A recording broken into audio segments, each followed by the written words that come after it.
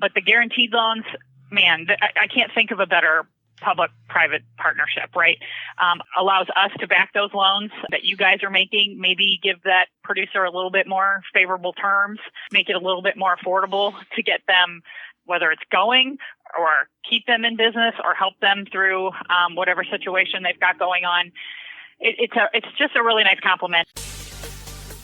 Ladies and gentlemen, farmers, ranchers, and distinguished guests, thank you for listening to the Farm4Profit podcast, where we discuss the latest ideas, methods, trends, and techniques available to help your farm achieve higher levels of farm profitability. The Farm4Profit podcast is co-hosted by Tanner Winterhoff, the Iowa Bankerman, and David Whitaker, the Iowa Land Guy, where in tandem they will share their ideas and advice from industry experts. Thank you again for listening to the Farm4Profit podcast. Remember, if you aren't farming for profit, you won't be farming for long.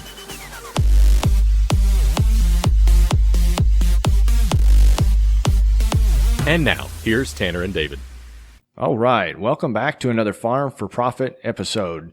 This is Tanner Winterhoff. And this is David Whitaker. Dave, we got a little advice from a couple of peers as we put this podcast together that it would be helpful if we identified ourselves at the beginning of each episode. So for a new listener, I'm Tanner. This is the voice of Tanner, and I'm a banker in Central Iowa. And I'm David, and I am a farmland sales auctioneer and real estate agent in Central Iowa as well. So thank you, new listeners, for joining us. We really appreciate you checking in.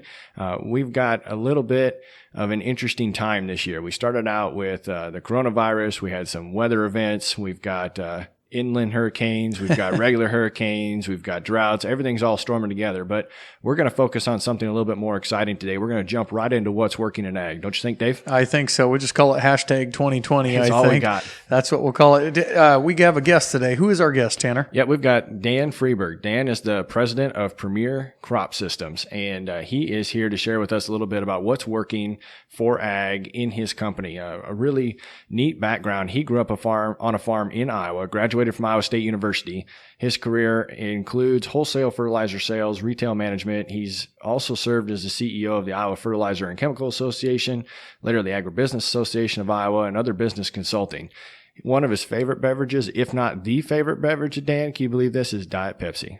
There you go. But what does this have to do with farming? What do you think? I tell you, it has a lot to do with farming. So, Dan, tell us, I'm glad to see you're an Iowa State grad. I'm glad to see you're from Iowa. Anything we missed there other than Good Hair Day and the Diet Pepsi thing? I think you got it nailed. Okay, great. Well, welcome, Dan. And do you live currently in Iowa still? Yep, just south of Des Moines. I got you. And so, with your, tell me a little bit about your company. What exactly do you do? I would take data, agronomic data, help growers with agronomic data that they're collecting, try to provide analytics, and then that analytics turns into advice and an action plan for the following year. Most of what we do ends up with a variable rate prescription that goes in a piece of equipment, whether it's the grower's equipment or could be a retailer's equipment.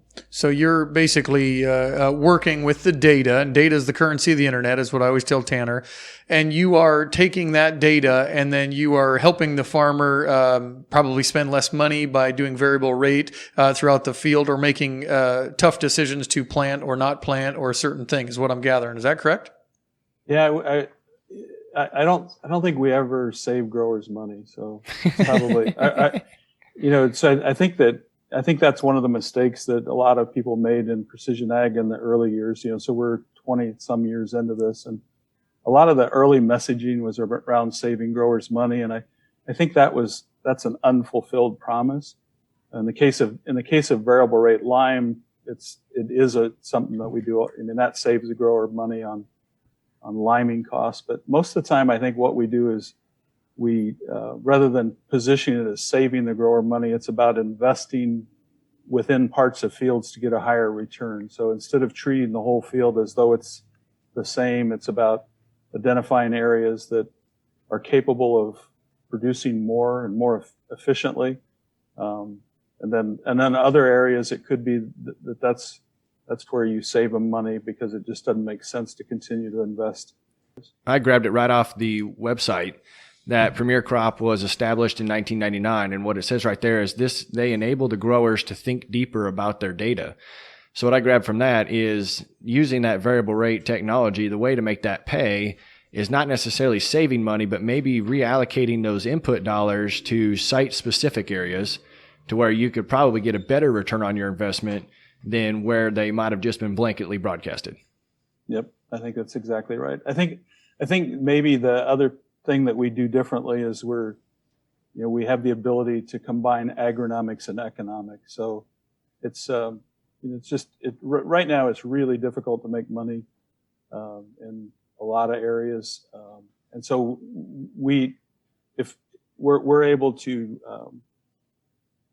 if we're spending more in one part of the field, we're able to actually tie the cost, the added cost that we're investing in that part of the field to the analysis. So at the end of the year, we're able to really deliver what we're branding as a yield efficiency score, which is just dollar per acre return to land and management. So it's, for us, it's about what's been missing that we think is there's too much focus on just agronomics and not economics. And I think right now, especially growers, they appreciate the focus on economics. So we like to say everything agronomic is economic. Gotcha. So that's a new term for me, the yield efficiency score that you have. Tell me a little bit more. Is it 100 is the best and 0 is the worst, or how does your scoring system work? No, it's really just dollar per acre return to land and management. Okay. So if you think, so it's yield, and yield's tracked obviously with the yield monitor, a calibrated yield monitor. So it's yield at a benchmark selling price that the grower gets to set, minus what they spent on nutrients, seed, crop protection, and field operations. So it's kind of what's left over. When a grower sees a yield efficiency score of $400 and they know they got $275 in land costs, then they immediately understand what's left, returned to them for management. So if we've got a listener here who hasn't been using variable rate technology, before as part of their operation, is that a large hurdle to overcome, or do they pretty much have the technology on most of these farms to be able to implement that? Tanner, I think if $7 corn did anything for us, it was that there was a lot of investment in new technology in the cab. So when we had that run up in prices and in profitability, growers put a lot into, they invested heavily in upgrading planters. But in the process of what happened during that time period, there's a lot of technology in the cab, but there's a lot of growers who aren't necessarily using it to the full advantage. So they have the technology, they have the ability to do it. They haven't started because they don't know how, and they're looking for solutions. So is there any certain kind of, you said $7 corn, a lot of people updated their equipment there, but for our newbie farmer that's out there, or even somebody that's been doing it, and they're in an older combine, whatever it may be, and they decide they want to upgrade and be able to use your systems, is there a minimum like entry, something that they're going to need for equipment? Yeah. So for us, we use the yield monitor as a way of measuring whether what we did was the right thing. Do they have to have a WASP GPS or a certain sub-inch or anything there? No, just a GPS, a yield monitor with a GPS receiver. Okay, fair enough. So pretty simple to get in there. So Premier Crop Systems really allows that farmer to really get the investment that they put into that technology and put it to work. You guys can really work with them to use the existing equipment that they have to their full potential. One of the other things that I had come across when I was reading is it really keeps that farmer from farming on averages. You really come down and do check blocks and break that field out into, I call them profit zones, but maybe you have a different term. Could you explain what you do when you break a farm down?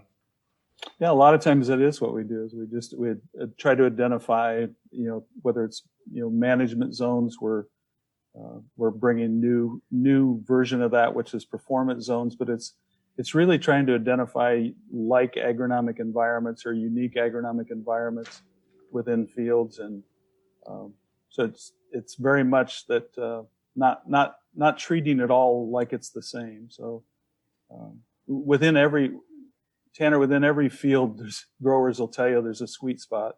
Yeah. Every grower who's had a yield monitor has seen 80, 90 bushel beans.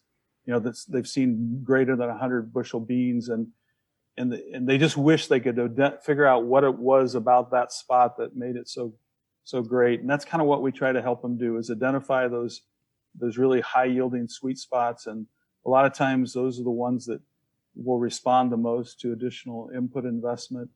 And then conversely, there's areas that just don't yield as consistently, and we try to solve the problem of whatever it is. We try to use data to help coach them on whatever those areas are. You're in Huxley, and there's a lot of potholes.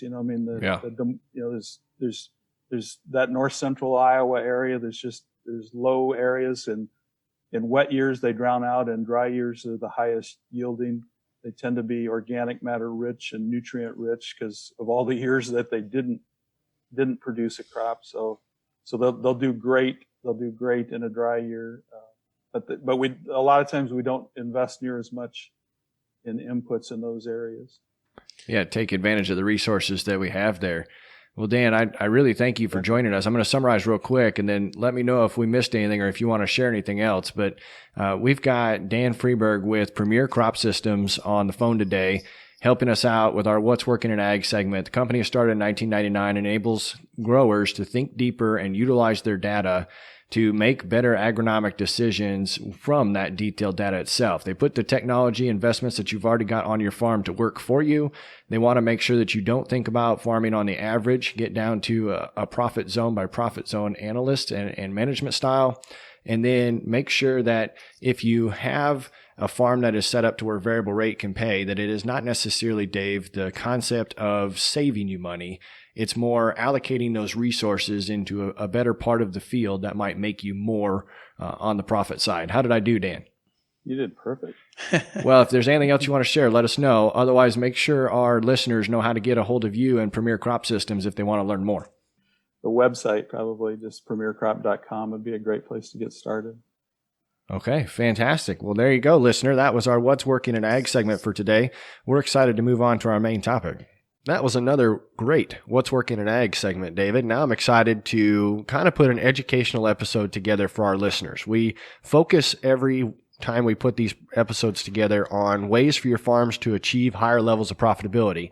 And this is going to still tie into that major topic, but we know that every farmer needs to get started some way, and they also need to know what resources are at their disposal. So super excited today to have Amanda DeYoung with the state's FSA office on the phone. She grew up on a farm in eastern Iowa that has been in her family for over 150 years and served as the senior policy advisor for the Iowa Corn Growers Association prior to this role. Also filled roles with Senator Charles Grassley's office and the USDA prior to November of 2018 being appointed by the Trump administration the state executive director for the USDA Iowa Farm Service Agency. So thanks for joining us, Amanda. Thanks for having me. Glad to be here. And Amanda, just give our listeners a little insight. Do you farm as well, or family farm, or what's the background other than what you've done with the U.S. government? Yeah, well, probably equally as important as my day job. My husband and I also farm. We actually farm in Southwest Marshall County. A little probably non-traditionally, my husband linked up with a friend, and we're in a non-family operation. We raise cattle, we raise corn, hay, do some custom work, and some kids. Cool. Well, we want to explore if the FSA office, one of our listeners kind of mentioned that the FSA office helped them get started farming, but we want to inquire farther if the USDA Farm Service Agency has resources available to impact a farmer's operation, and want to kind of dive into that. I was trying to figure out, why was the FSA office or this branch of the government even started? So, if you look back in the history books, the Farm Service Agency can date back to 1933. Now, we weren't called the Farm Service Agency back then. But in the depths of the Great Depression, FDR's New Deal had plans for agriculture. And the agency's original mission, a lot of people don't know this, kind of interesting, and honestly, I didn't know it till I started here. They were relocating entire farm communities, really after sort of Dust Bowl times, to relocate those farm communities to areas of the country that they believed would be more profitable for farming. Just imagine trying to do something like that today. Huh. We've had a few name changes along the way, a few mergers, a few reorganizations. A lot of people remember still today refer to us as the ASCS office or Farmer's Home if they were a lending customer. But throughout those changes, I think we have created an agency that is very focused and has a single mission of serving American farmers.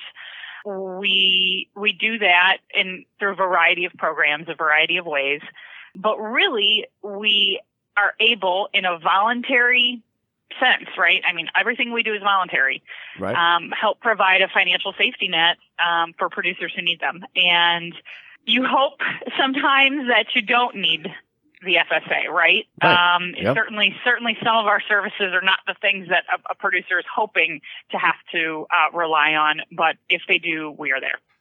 Interesting. So as I've gone through my farming career, in and about, I've heard FSA, USDA, I've heard the different names that you're referring to. And when I do, I think of programs and, payments, money. And then every one of my buddies says, oh, you're just opening your mailbox and you're going to get a check in the mail from the government. So with that being said, let's take a broader look at it. What types of services does FSA provide? Do they give loans? Do they just do CRP payments? Like what is a CSP pay? Everything. Give me kind of a broad. Before you jump into that, Amanda, I want to make sure that we're using the correct acronym. Should we be saying FSA or should we be using USDA? So USDA is our department, right? Okay. There's many agencies within USDA. Probably the ones that your listeners are going to be most familiar with are us, the Farm Service Agency, and probably also NRCS, the Natural Resources Conservation Service. Okay. We are co-located. All of our service centers are co-located in Iowa. So if you come into one, the other one is usually across the desk or the door is, right across the hall. But we also, at USDA, we've got Risk Management Agency. That's the agency that oversees crop insurance companies and the administration of federal crop. But everything from food and nutrition service, food safety inspection service, those are the people in the meat plants. It's a wide variety. But what we do here, we're the Farm Service Agency, and you can call us FSA. That's just fine. Okay, so and what's Tanner, the FSA do? Oh, sorry. If you call them, it's option 2 on the phone. Gets you to FSA every time. I can tell you that. All right, I digress. No, so what can the FSA help us out with? Sure. So all of our programs, first and foremost, are legislated by Congress. Congress appropriates money to USDA traditionally through farm bills, sometimes through ad hoc disaster bills, and I think we'll probably get into that, talk a little bit about some of those things most recently that have come through ad hoc disaster bills.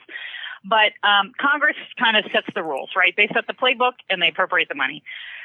Then USDA, we interpret that legislation. We set the regulatory framework and the policies to implement that. But the big box programs really are outlined by Congress. We've got, as you mentioned, farm loans. We have a very large, we might not always be well known for it, but we have a very large loan portfolio. And we've got all sorts of different loans that can work depending on your individual situation. We also probably what we're best known for are, I call them our price and commodity support programs. Those are the sometimes annual, although throughout history, those programs have changed from maybe annual payments to market-based programs. But our traditional farm commodity supports from everything from dairy to row crops. We obviously have conservation programs, conservation reserve programs, CRP. I think almost everybody probably is familiar with that, whether you're a farmer or just a landowner or just live in a rural community. But we do have some smaller offshoots of CRP that people aren't always familiar with, and we have some conservation disaster programs that people are not always familiar with. We do a lot of outreach and education, obviously about our programs, about how they fit into sometimes how they interact with other things. We have had Congress link sometimes what we're doing with, let's say, crop insurance. If people remember back to the Sure disaster days, that was an example of that. So there are linkages sometimes from what we're doing with what other agencies are doing. And so we try to keep our customers, obviously, informed about not just what we've got going on, but how it might impact other programs that they're participating in. I don't know how you keep it all straight. There is a ton available, it sounds like. You know, somebody asked me. We had to do some research for a different interview, and so we asked how many programs could FSA have going on at one time, and the answer was 50. 55. So Holy smokes. Even I couldn't name them all off the top of my head, probably. That reminds me of my family was up in the cabin, and we challenged ourselves to try and, without looking at our phones, name all 99 counties in the state of Iowa. This would be one of those challenges. I played that game. Yeah. Yes, we played that game too.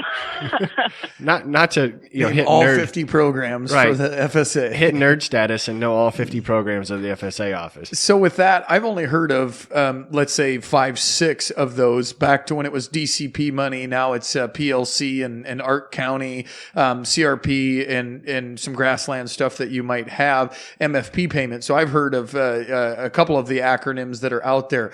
How, as new farmers, so our whole podcast is Farm for Profit, okay, to be more profitable for our farmers. Similar to your mission, that is financial safety net for those who choose to use it, okay? So as our farmers are listening, they're going to choose or not choose to use the FSA program, whether they want to or not. How do they go about knowing what or learning more, other than daddy told them or grandpa told them that they should use it? I'm guessing you guys have seminars or there's 50 programs. I know 5. How do we know more? Yeah, I mean, really, that's where our network of staff in our county offices, that's where the value is, right? I mean, we have certainly learned in today's strange operating environments that we're in that a lot more can be done digitally, right? But I think some of the learning and some of the outreach and some of the understanding comes from, frankly, one-on-one conversations sometimes with your office staff. So we get to know you. We get to know your operation. You tell us, oh, hey, I'm raising bees now. Well, did you know we have this program for beekeeping? So really it comes from that, I think personally, that personal relationship between our staff and our customers. And, as both a customer myself, I think I can say this, but we like to refer to our producers as our farmers, right? You go into a county office and you talk to one of our employees, they'll say, these are my farmers. We have a vested interest. We live in your communities. We have a vested interest in seeing you succeed. And that personal touch, that personal relationship, that understanding of what, not only what you do, but maybe what you want to do, where you want to take your farm, goals that you have for your operation, that helps us better serve you and communicate. We know the programs, and we can help you, fit and tailor what you need for your operation. So we've actually had previous guests refer to their FSA agent or the officer or even one of their FSA lenders as a member of their advisory team. So I think that your farmers rely and value that input that you're providing just as much as you feel that you need to help contribute to their operations and provide them knowledge of what's available. So the trick that we have, being the Farm for Profit podcast, is we always try to focus on ways that can help farmers achieve higher levels of profitability. And I understand that the FSA and the government programs are not meant to increase the farmer's profitability, but more, like you said, to protect their safety net. We're going through an unprecedented time right now in this pandemic, and I know that there's ways that you and your office can help with that. What type of disaster programs do you have available? So I think that I'd be negligent if I didn't at least mention pre-COVID, right? We had one of the largest programs we've ever pulled off at Iowa FSA, and that was the Market Facilitation Program. That was the trade aid, as a lot of people deemed it for short. That came really, I mentioned earlier how Congress gives the Secretary we get legislation. It sort of lays out the rules, but Congress also gives the Secretary uniquely, I think, if you look across some other federal agencies, uniquely gives us some borrowing authority in the Commodity Credit Corporation, or the CCC. Now, really, all of our programs are run through the CCC, but the Secretary has pretty wide berth in times of emergency to tap into the CCC dollars and use them to support American agriculture. And he did, both in 2018 and 2019 with the Market Facilitation Program. Honestly, we came right out of that and MFP wrapped up right at the end of 2019, and we ran headlong. I think the first reported case in the United States was in early January, first week of January with COVID. Ran smack dab into the situation that we're in now. And so the Coronavirus Food Assistance Program was born. Now, that was a joint effort. Congress passed the legislation. They did not put a lot of strings attached to it. USDA came up with the programs to administer it. Obviously, they had some food purchase programs, but at least at FSA, we are in the thick of it. We are in the middle of the CFAP sign up right now. That's going to run through the 28th of August. Tremendous interest on the first day. Many offices receiving hundreds of phone calls for almost 2 weeks straight. The phones were ringing so much and so fast, we couldn't get everyone. We couldn't even get the phones answered, let alone get applications processed really that first week. So to me, that indicated that was a very good temperature gauge, if you will, of what was going on in the farm economy and how critically important the support was to producers. Let me interject there for just a second, Amanda. So help me understand, how does this program help farmers? Is it more livestock because it's the food assistance program, or does it help our row crop guys? Eligibility really span kind of three categories. Livestock, and in Iowa, our payments, a higher percentage of Iowa's payments have gone to livestock. Nationwide, that isn't true, but in Iowa, the largest percentage of our payments have gone to livestock. We also have a component or a class for we just call it non-specialty crops. So that's a lot of the old Title I commodities people remember: corn, beans, wheat. The list goes on as you go up into the northern, the Great Plains and North Dakota, South Dakota, some of the small grains. And then a specialty crops box. Ironically, we've had a few of those applications too. We've seen some mushrooms and some other things apply as well. So the three boxes, certainly they've been outlined. That commodity list is still under review, so additional commodities may be added, and we'll be kind of anxiously waiting to see if the Secretary does announce any additional commodities. But for row crop producers, it really came down to whether you still had grain in the bin, still own grain on January 15th. Same went for livestock. The Secretary and the policy team in D.C. they took a shot in time. Obviously, when they were developing this, we didn't know what COVID would look like today, right? And what the market impacts would be in July, and we don't know what they're going to be come this fall either. But I think they took a snapshot. They looked at a window of time from January until May, and they developed the programs around that time frame.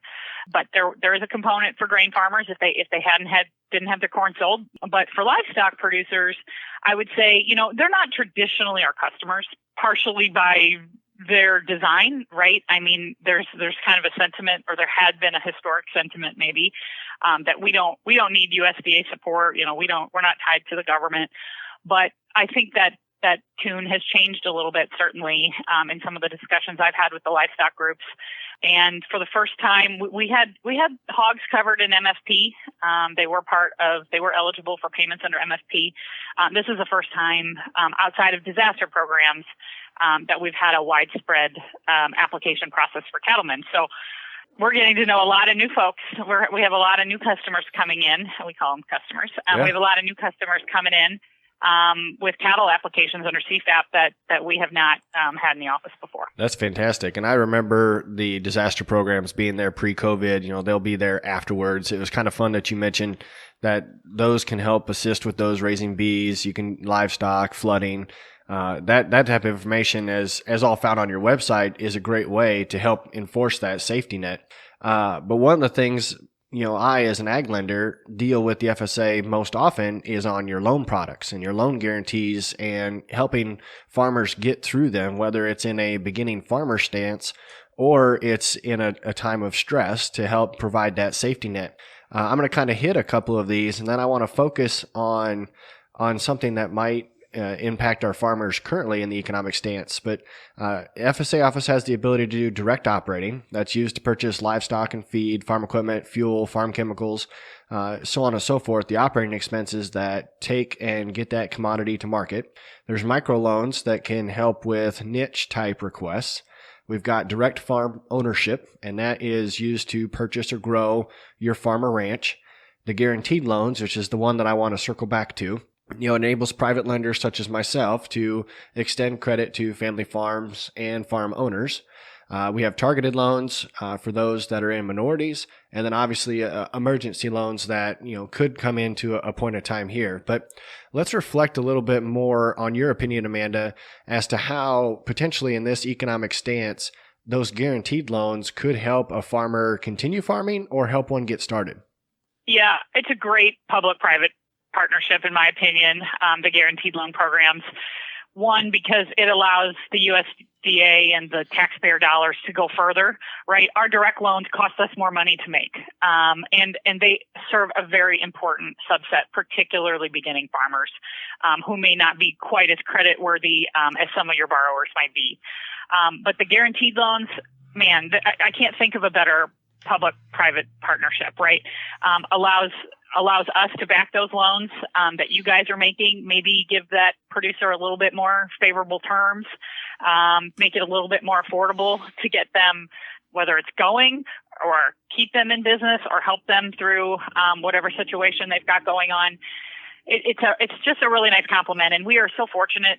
I feel like we are very, very fortunate in Iowa. We've had great leadership within the banking industry as well as here at FSA to build a really strong partnership.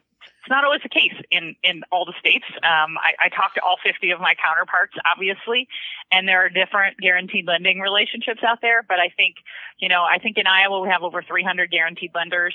Most of them are small regional community banks, which helps that footprint in our rural communities, helps support the financial stability of the rural community, of our farmers, and really, and at the benefit, I hope, at the benefit of not only the taxpayer, of the producer as well. So I got a question for you. We got all different types of farmer listeners, from guys that are $10 million operators to guys that want to start. So when I started, my wife and I were able to get the beginning farmer loan. And so we got that, and there was oversight, and they checked our plan, and they checked our equipment to make sure we didn't sell it, and checked our cattle, and et cetera, to make sure. So there was some oversight there to make sure that we didn't fail. Okay. And so I like that, but I'm going to play devil's advocate here for a second. I'm going to say all the naysayers that say, oh, you guys are just getting a check, or all you farmers get a deal. You always get a tax advantage. You always get something out there. What does, and I'm sure you've heard that from the people that are not farmers, maybe joining our podcast. And when they're out there, what do you say to them when they say, well, I started my own business and I didn't get any help, but it seems like every farmer gets help one way or another. It feels like the government's giving them special treatment. Is there any truth to that? Or is it something we need as the USA? Do we need that? Do we need to support our farmers in that aspect? So personally, I'm going to put on my just personal farming rural community hat right now. I don't know if COVID has taught. I hope if we've learned anything from COVID, we've learned how fragile our rural communities are. And when this started, it seemed like it's a big city problem, right? It's a New York City and a Seattle problem. But clearly there's been a long tail to this. And, I just reading this morning and listening on my drive into work, that one of the small restaurants in Colo, is going to be permanently closing their doors in August. The people just bought it a year ago, March. So to me, one of the most important things, one of the things that makes Iowa so unique, and such a desirable place to live and to work and to raise a family and to farm, is that we have this great fabric in our rural communities. We just have this wonderful way of life. And I think, as an Iowan, I want to maintain that way of life. I think a lot of people in Des Moines want to maintain that way of life. They want clean water, and they want beautiful state parks, and they want a thriving Iowa agriculture, because that in turn supports all of the businesses in our state. Think about how many businesses in our state rely on maybe not the farmer directly, but rely on the industries that the farm community supports. Insurance and transportation and manufacturing. I think Iowa State It is so interwoven into our communities. It's unbelievable. So to me, farmers are such an integral piece of our fabric, and just like our rural communities, their number is dwindling. And anything that we can do to continue to support new and beginning farmers and growth in agriculture, in my opinion, is the right thing to do. So we've been very fortunate here on the podcast to have some great growth lately, and it pushes outside of our state boundaries. And I think it's important no matter the state. We're very fortunate to be in Iowa. I wouldn't live anywhere else. But to you as a listener outside of the state, that's something too that you need to realize is an integral part of your communities, and making sure that you have the right connections with the people in power to make sure that it stays that way. So Amanda, though, if I want to learn more, or I want to learn more about agriculture, or I want to learn more about what's evolving, does the FSA office offer trainings or programs or type of outreach structure that can help me kind of get continuing education?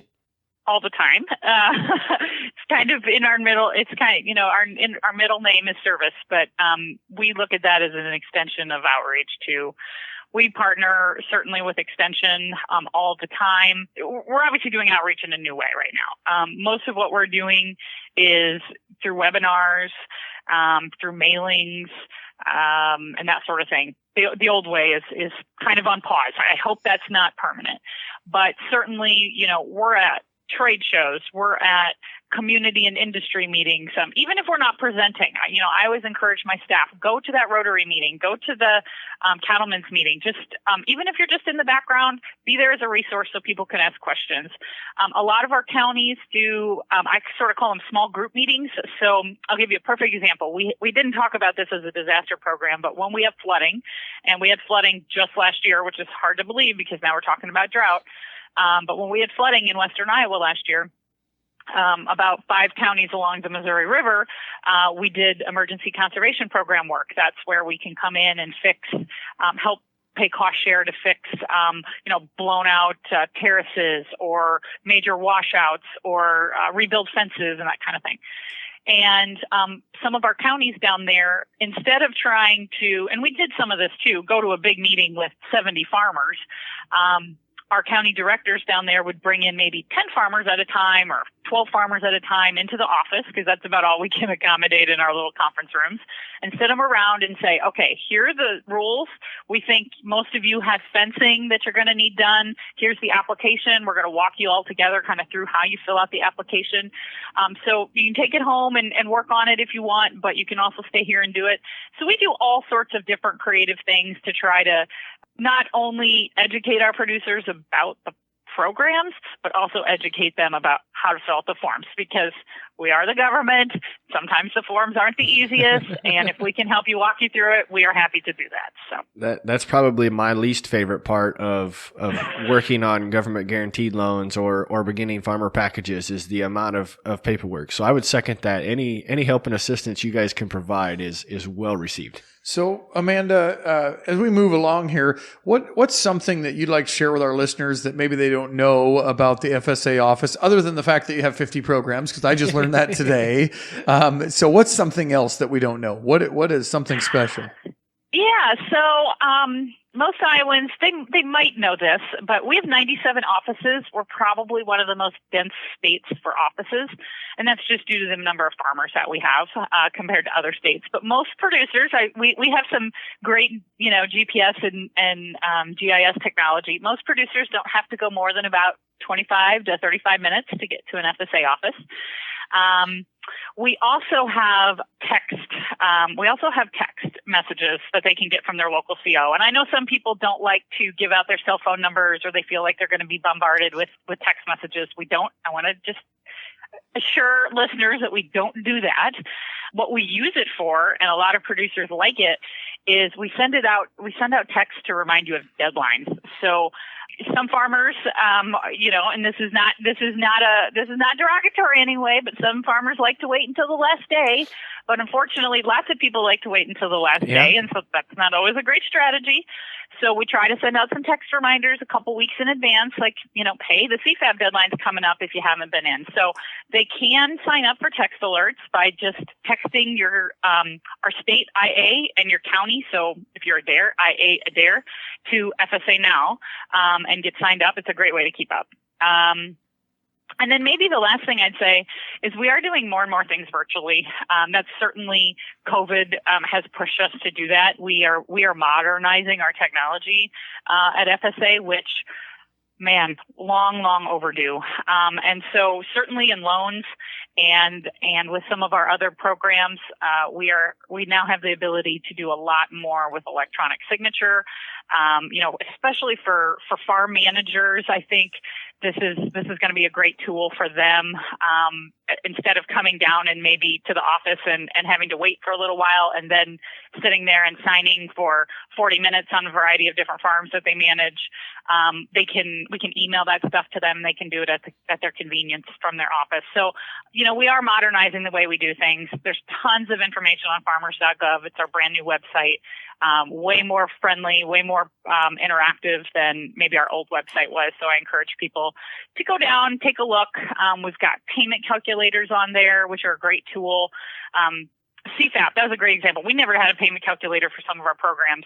CFAP, a producer could go right on to the payment calculator or on farmers.gov, put in their number of head, put in the bushels of head in the bin, and it estimated their payment right there for them. And they could click print, turn it into an application, and mail it in. It was as slick as anything that we've ever had or done. So we're getting there with technology. Maybe not as fast as the private sector, but we are getting there. Holy smokes. So I did my best to write down everything you just said so the listener can find this in the show notes. So I'll have that website. I'll have the text FSA Now number. I will have that information in the show notes, guys, so you don't have to hit rewind and re-listen to what Amanda just said. But that is fantastic. My head's spinning. I didn't know that there was this much going on through the FSA office just in general. I know there's a lot of partnerships, a lot of things that are conjoined, and I'm excited to encourage our listeners during the challenge to go out there and find some more too. But what we'd like to do, Amanda, at the end of each one of our conversations is challenge our listener to provide us with the most common characteristic of the successful farmers that you've networked with. If you would be able to think about that and share that after we challenge our listeners, we would appreciate that. I look forward to your unique perspective of being a government official and an active farmer as to the type of answer that you have. But Dave, why don't you summarize what we talked about today? You bet. I'm going to do my best here. Thanks again, Amanda, for joining us. So listeners, kind of what we covered to start with was what types of services FSA provide. And we learned that the overall sentiment for it is there a financial safety net for you as a farmer, from disaster recovery programs, farm loans, price commodities support. We went into how can they help increase your profit. They're not necessarily to help you increase your profit, Farm4Profit and get a paycheck in that mailbox, but they are to support you as a safety net, again, whether it's flooding or something else of that nature. We talked about the CFAF, the program that's out there now for since COVID. We talked about the MFP payments and how they went directly from that, and basically how your government's working for you to make sure that they are the safety net for you. We talked about loans, Tanner. We talked about the fact that there are specialty loans if you're a specialty demographic, women, racial, ethnicity, minorities. If you're a starting farmer, there's emergency loans, there's guaranteed loans, microloans. The fact that they work in the public and private sector together. And so you as a public banker and them as a government agency, that they are going to work together to do that. That's pretty awesome. We talked about outreach today. So they can do outreach programs and more digitally, which is awesome. But here's what I got from it. Maybe this is the challenge. It might just allude right to the challenge is when she told me there's 50 programs and I thought I knew what I was talking about, but maybe I don't. I'm guessing some of our listeners are saying the same thing.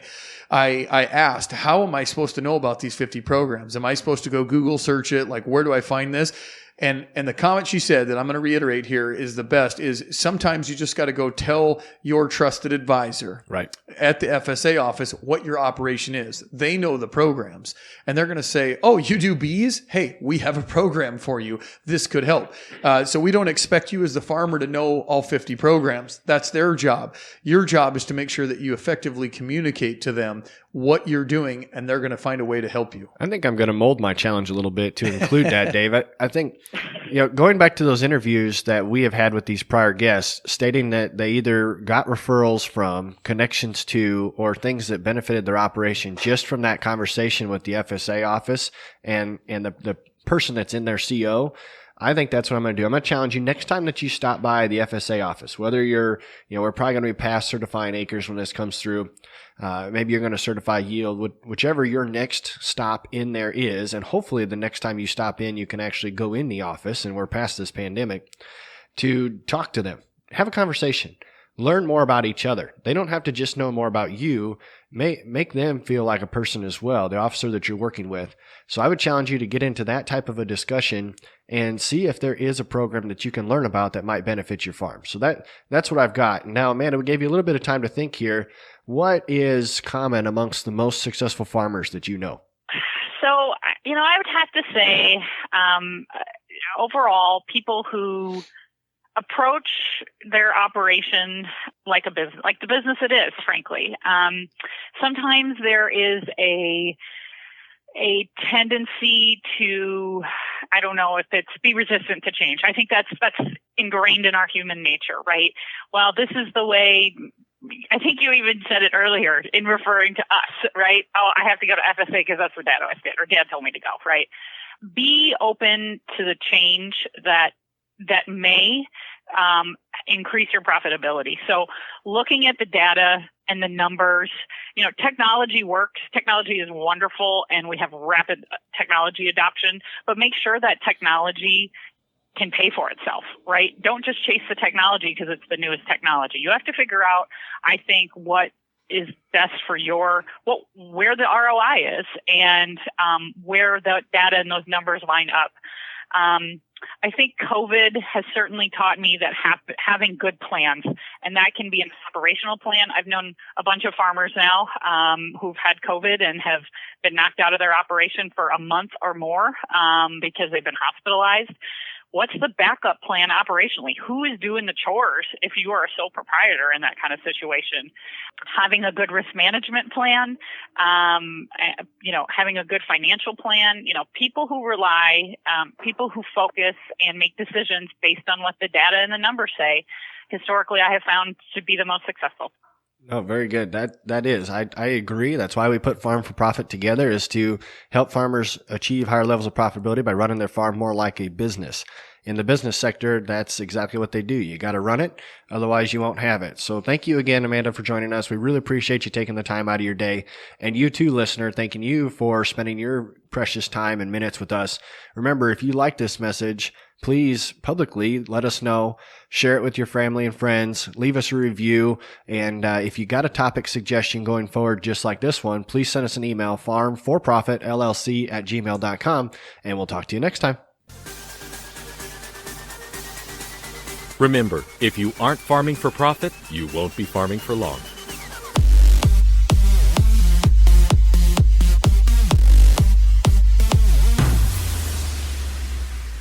And that's it. Thanks, Amanda. Appreciate it. What'd you think? Thank you. You're right. 40 minutes flew by. 46 to be precise. Yeah. So, yeah, we're good.